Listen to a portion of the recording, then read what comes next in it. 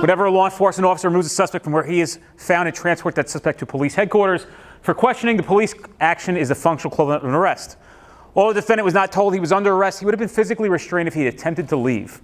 And I'll see Calp versus Texas. And if you read Calp versus Texas, they literally go to a house, they wake a kid up in the middle of the night in his underwear and drag him to police headquarters, and then begin to interrogate him.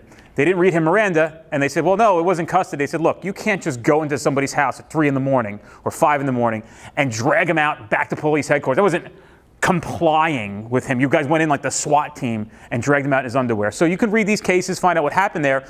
These are federal cases. Remember, we have to follow the federal at a very minimum. They can make it more strict in New Jersey, but we have to follow the federal at a minimum. They set the precedence.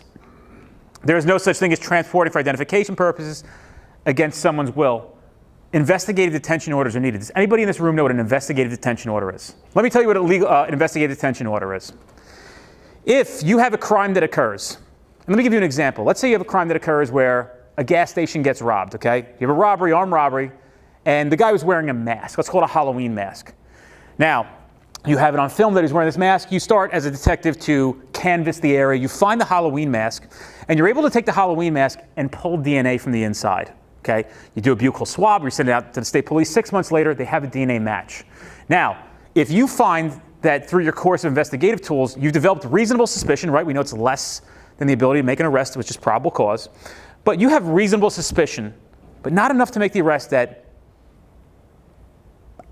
for me, for example, was the guy who robbed the store. You have a lot, you just don't have enough PC, but you're close.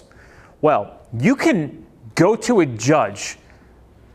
You can present this information and say, Your Honor, we have this mask, we have this DNA, we just need his DNA, and we're pretty sure it's going to come back to be him. And the judge can say this, okay, here's an investigative detention order.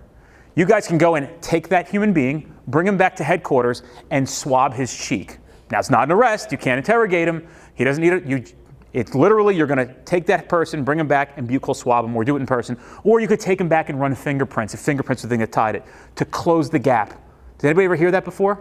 That exists here. And when I tell people that, namely detectives, they're like, oh, you're kidding, right? No. How did I know this stuff? I read the books I showed you earlier. My text transcribed a digital face scan. Still living in the cave, I'm a dignified ape man. I'm primitive or something of the similar sort, but wage wars.